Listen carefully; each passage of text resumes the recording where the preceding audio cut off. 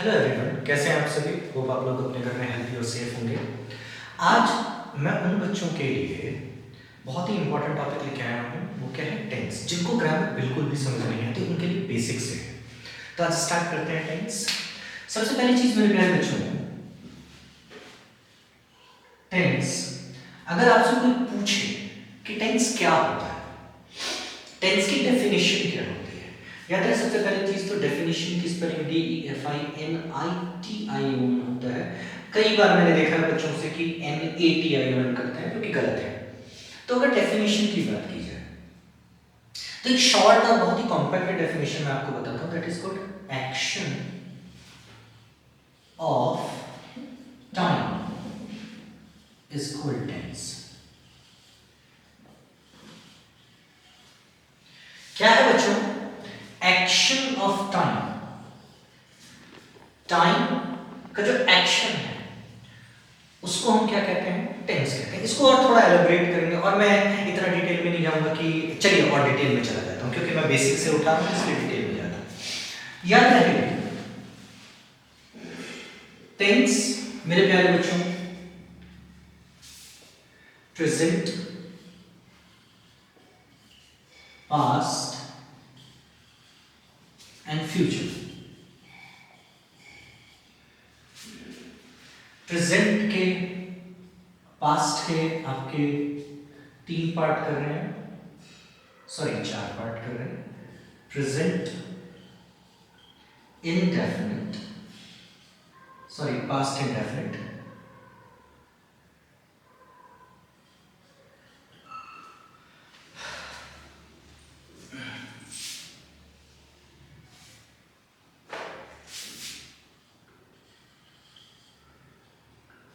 Past indefinite, sorry मैं मेरे से गलती हुई बच्चों, ये पास्ट नहीं है, प्रेजेंट है, ये पास्ट है।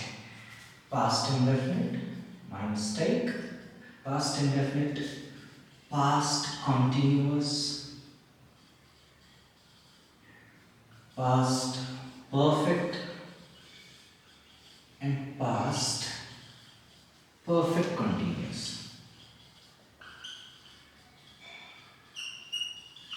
इसी तरीके से मेरे प्यारे बच्चों, प्रेजेंट के भी 4 पार्ट हो गए और फ्यूचर के भी 4 पार्ट हो गए। होप आपको यहां तक समझ में आया हो। याद रहे कॉन्टिन्यूअस की स्पेलिंग CONTINUOUS। कॉन्टिन्यूअस होता है past indefinite, past continuous, present indefinite and present perfect continuous. आपको बात समझ में आई? इनके भी 4 पार्ट होते हैं। इनके कैसे 4 पार्ट हो गए? जैसे सपोज इनके 4 पार्ट, जैसे मैंने आपसे कहा कि असर्टिव सेंटेंस, इसको हम पॉजिटिव भी कहते हैं। असर्टिव हो गया, नेगेटिव हो गया, इंडेफिनिट और आपका WH फैमिली। तो आज हम डिस्कस करते हैं इन सब चीजों के बारे में। स्टार्ट। होप आप लोग अपनी अपनी कॉपी के साथ बैठे होंगे और ये सारी चीजें आप लोग नोट डाउन करेंगे। आज स्टार्ट करते हैं प्रेजेंट, पास्ट और फ्यूचर के इंडेफिनिट से कि आखिर कैसे होता है।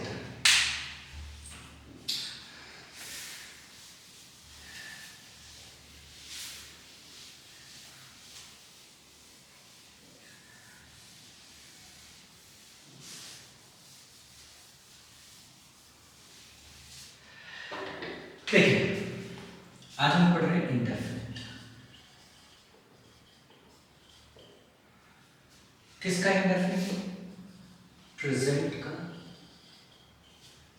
पास्ट और फ्यूचर।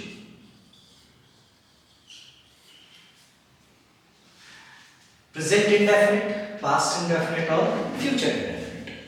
प्रेजेंट इंडेफिनिट में, इंडेफिनिट टेंस में हम आज पढ़ेंगे असर्टिव पहले या पॉजिटिव या अफर्मेटिव। तीनों का मतलब मेरे प्यारे बच्चों क्या है? इन तीनों का ही मतलब क्या होता है? सकारात्मक वाक्य।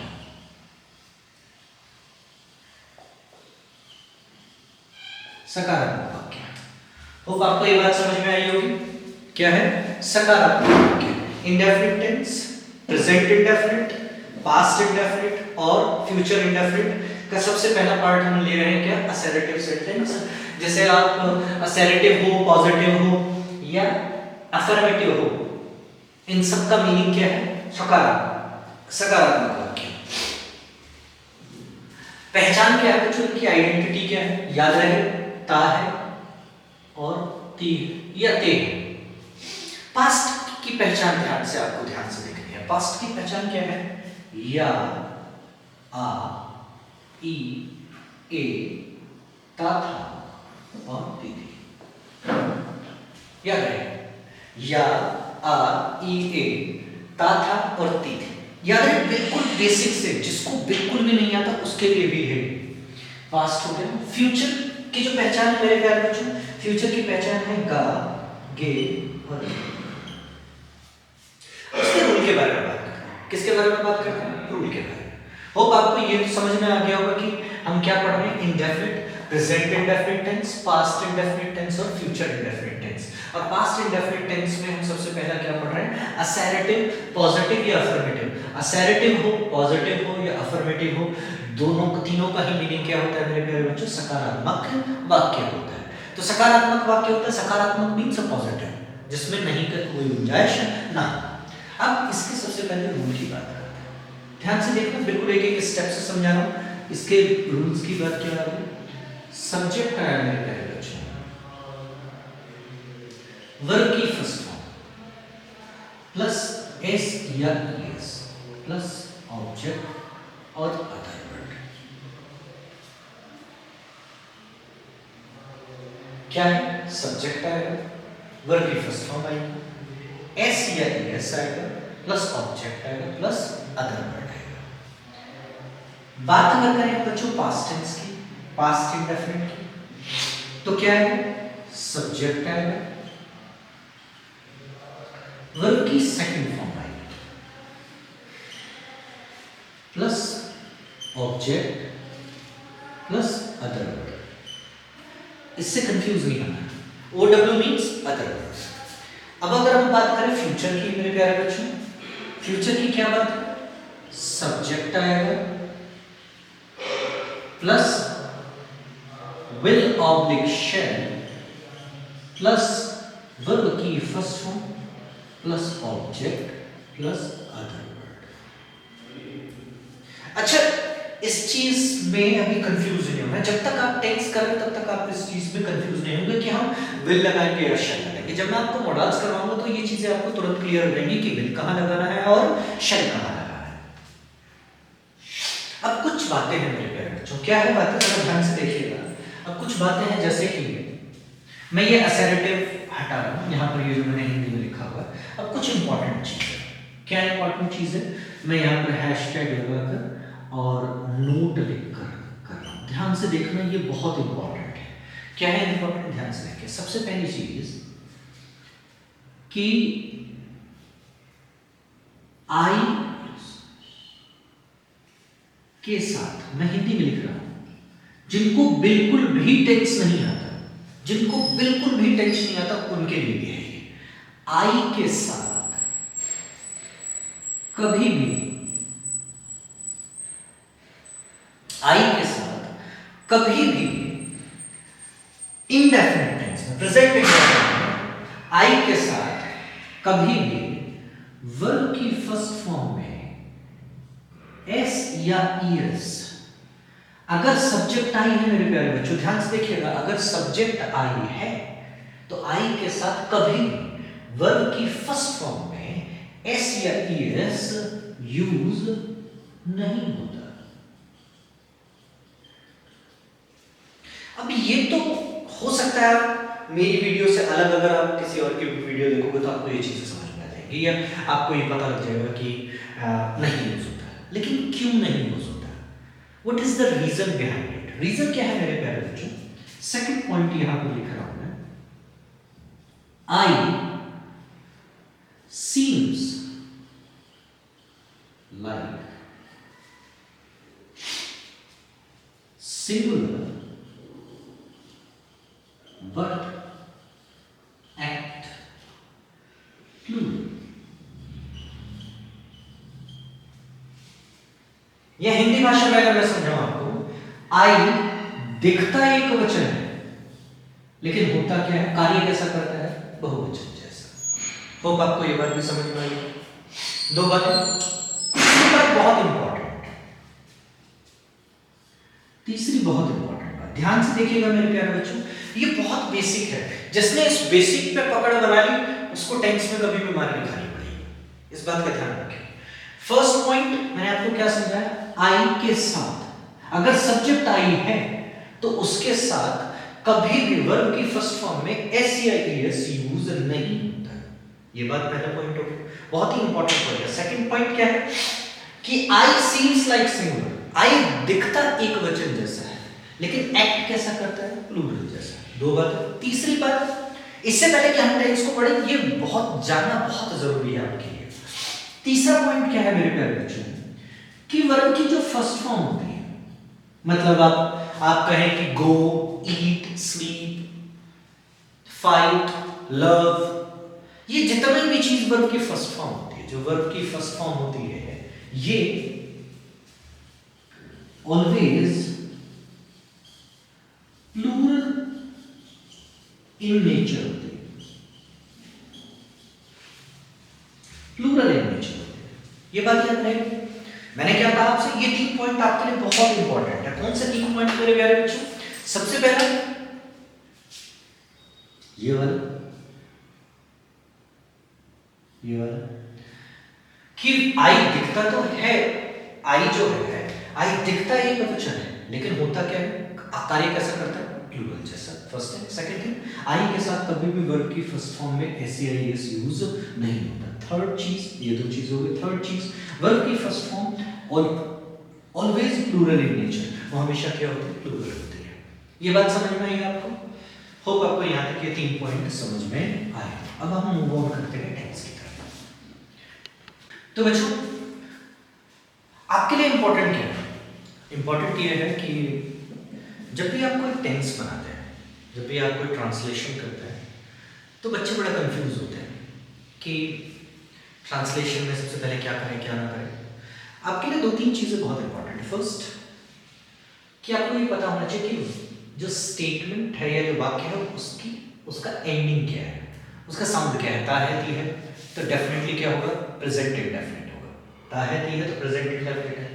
या आ, ई, ए साउंड कर रहा है, ता, था, ती, थी साउंड कर रहा है तो वो पास्ट है। फ्यूचर है तो गा, गे, गी में जाएगा। ये सबसे पहले इंपॉर्टेंट है। उसके बाद जो स्टेटमेंट है, स्टेटमेंट को आपको क्या चेक करना है, आपको चेक करना है कि इसमें सब्जेक्ट कौन है, सब्जेक्ट कौन है, वर्ब क्या है और ऑब्जेक्ट क्या है। ओके, अच्छा, इसका एक बेसिक कॉन्सेप्ट बताता हूँ सब्जेक्ट, वर्ब और ऑब्जेक्ट ढूंढने का। जैसे मैंने एक एग्जांपल लिया बच्चों, क्या एग्जांपल लिया कि वे क्रिकेट खेलते हैं। तो वे आपके सामने मान के चलिए एक एग्जांपल है कि वे क्रिकेट खेलते हैं। अब आपके लिए, अब आप जिसको बिल्कुल नहीं आता, जिसको बिल्कुल भी जीरो नहीं आता, जीरो, बिल्कुल जीरो है कि वो टेंस में आता ही कुछ नहीं है, उसके लिए भी बता रहा हूं मैं आपको। क्या है कि सबसे पहले आप ये देखिए कि कौन क्रिकेट खेलता है, तो वे क्रिकेट खेलते हैं। कौन क्रिकेट खेल रहा है, वे क्या है, सब्जेक्ट है। ठीक, अब वे कर क्या रहा है, उसका काम, वो किस काम को परफॉर्म कर रहा है, खेलने को, तो ये क्या है मेरे प्यारे बच्चों, वर्ब है। अब क्या खेल रहा है, क्रिकेट, सॉरी, ये क्या है, ऑब्जेक्ट है। आपको ये स्ट्रक्चर फॉलो करना है। क्या स्ट्रक्चर फॉलो करना है, कौन खेल रहा है, क्या एक्टिविटी परफॉर्म कर रहा है, कौन है, क्या एक्टिविटी परफॉर्म कर रहा है और कौन सी एक्टिविटी परफॉर्म कर रहा है। जैसे घर में आप अपने घर से लेकर चलिए, सारा का सारा चीजें आप अपने घर से लेकर चलते, जैसे मैंने आपसे कहा कि मदर सब्जियां काट रही हैं, ये मैंने कॉन्टिन्यूस की बात करी, काट रही है। तो मदर कौन काट रही है सब्जी? मदर। मदर क्या कर रही है, परफॉर्म क्या कर रही है? काट रही है। वर्ब क्या काट रही है? सब्जियां। तो वो ऑब्जेक्ट हो गया। होप आपको इस चीज में कोई भी डाउट ना हो। आगे देखिए, अब क्या है, अब अगर हमें बनाना है तो आपको इस रूल के हिसाब से सब्जेक्ट मिल गया, वर्ब मिल गया और ऑब्जेक्ट मिल गया। अब आपको इसे असेंबल करना है। कैसे असेंबल करना है? वे की अंग्रेजी क्या होती है? वे की अंग्रेजी क्या होती है? ध्यान से देखिए, वे की अंग्रेजी होती है दे। वे की अंग्रेजी क्या होती है मेरे प्यारे बच्चों? दे होती है। ये भी मैं आपको लिखवा दूंगा इस सेशन के एंड में, मैं आपको ये लिखवा दूंगा। वे की अंग्रेजी क्या होती है? दे। खेलना, खेलने की अंग्रेजी क्या होती है? प्ले।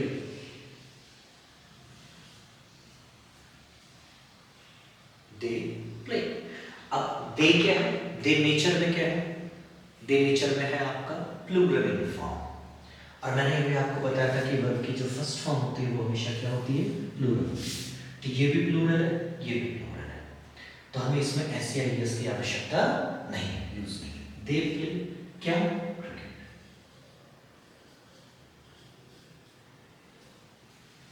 होप आपको ये वाला एग्जाम्पल समझ में आया। आगे देखिए, आगे क्या है? पास्ट में देखते हैं, एक एग्जाम्पल लेते हैं मेरे प्यारे बच्चों। एक एग्जाम्पल क्या लिया हम लोगों ने कि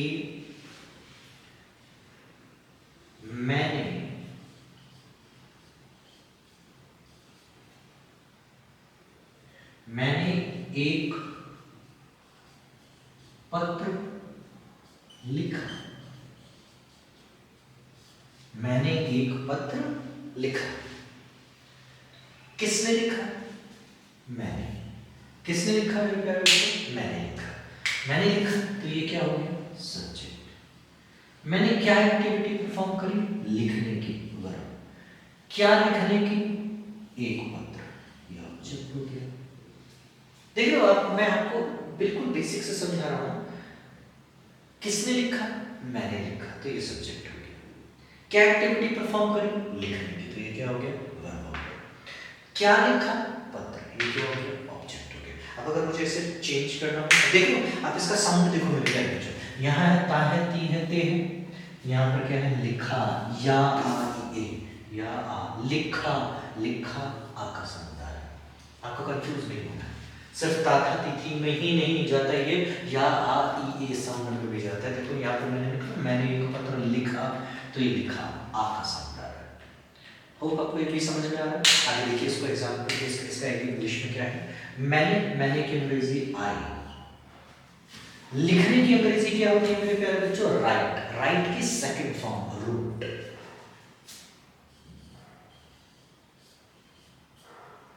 राइट की सेकंड फॉर्म रूट। क्या लिखा? एक। एक की अंग्रेजी ए। पत्र की अंग्रेजी letter. I wrote a letter. ये बात समझ में आई मेरे प्यारे बच्चों? लास्ट देखते हैं इसका। लास्ट क्या है कि फ्यूचर में देखते हैं। मैंने कहा एक एग्जांपल लिया मेरे प्यारे बच्चों, मैंने क्या लिया कि राधा मुंबई को जाएगी। कहाँ जाएगी? राधा। कौन जा रहा है? आपको ध्यान रखना है, कौन जा रहा है?